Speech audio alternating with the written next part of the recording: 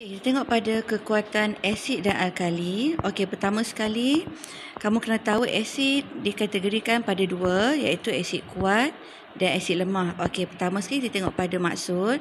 Maksud asid kuat iaitu mengion lengkap di dalam air untuk menghasilkan kepekatan ion hidrogen. Okey, contoh cikgu ambil adalah gas hidrogen klorida. Okey, katakan cikgu ambil gas hidrogen klorida. Formula bagi gas hidrogen klorida adalah HCl. Okey, kamu larutkan ke dalam air. Okey, larutkan ke dalam air, dia akan mengion menghasilkan ion hidrogen dan ion klorida. Okey, macam mana kamu tengok pada maksud? Dia kata mengion lengkap di dalam air. Maksudnya, katakan cikgu ada 100 molekul hidrogen klorida, cikgu larutkan ke dalam air, ia akan mengion menghasilkan 100 ion hidrogen dan 100 ion klorida. Itu maksudnya mengion lengkap 100%. Katakan cikgu ambil contoh yang lain. Okey, contoh lain adalah asid nitrik.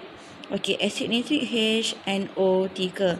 Okey, cikgu larutkan ke dalam air. Kata cikgu ada 1000. Okey, 1000 molekul asid nitrik. Cikgu larutkan dalam air, ia akan mengion menghasilkan 1000 ion hidrogen dan 1000 ion nitrat. Okey, jadi ini maksudnya dia mengion 100% untuk menghasilkan ion hidrogen. Mengion dengan lengkap untuk menghasilkan ion hidrogen. Jadi, bila kepekatan ion hidrogen adalah tinggi, maka nilai pH adalah lebih rendah. Okey, terbalik bagi asid lemah. Okey, kalau asid lemah mengion separa untuk menghasilkan kepekatan ion hidrogen yang rendah. Contoh, cikgu ambil asid etanoik. Okey, asid etanoik CH3COOH. Okey. Kemudian cikgu larutkan ke dalam air. Okey, cikgu larutkan dalam air. Katakanlah cikgu ada 100 molekul asid etanoik. Okey, bila cikgu larutkan dalam air, dia mengion bukan mengion dengan lengkap, dia mengion dengan separa. Mungkin dia hanya menghasilkan 1% daripada nilai sebenar. Okey, nampak tak? Ini 100. Okey, kemudian cikgu larutkan dalam air, mungkin dia boleh mengion dalam 2%. Okey, 2% mungkin menghasilkan 2 sahaja. Ini pun 2 sahaja. Jadi, bila 2, ini tinggal lagi 98. Jadi, ini maksud dia mengion separa, bukan mengion 100%. Okey, jadi ini kita panggil asid lemah. Okey, jadi kepekatan ion hidrogen yang terhasil adalah rendah. Jadi bila kepekatan ion hidrogen rendah, maka pH adalah lebih tinggi. Okey, ini bagi asid. Okey, kalau asid kamu fokus kepada ion hidrogen. Okey, fokus pada ion hidrogen.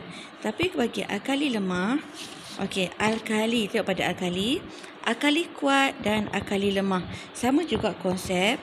Alkali kuat dia mengion dengan lengkap. Okey, mengion dengan lengkap di dalam air. Okey. Jadi maksudnya kalau cikgu ada natrium hidroksida, okey, cikgu ada 100. Kemudian cikgu larutkan dalam air, dia akan mengion 100%. Okey, ion hidroksida pun adalah 100. Bilangan ion natrium pun adalah 100. Jadi maksudnya tak ada yang tertinggal. Okey, tapi kalau bagi alkali lemah, okey, bagi alkali lemah, contoh cikgu ambil, okey, amonia. Cikgu larutkan dalam air, kemudian dia menghasilkan ion amonia dan ion hidroksida. Okey, asal cikgu ada 100 molekul amonia. Okey, tapi bila cikgu larutkan dalam air, yang terurai ataupun yang mengion cuma mungkin 20 sahaja. Jadi ada lagi baki 80. Jadi maksudnya ini adalah alkali lemah, dia tak dapat nak mengion dengan lengkap, dia cuma mengion separa saja. Ada lagi yang tak mengion. Okey, kalau yang alkali kuat dia mengion dengan lengkap, 100% lah, kira mengion 100% untuk menghasilkan ion hidroksida.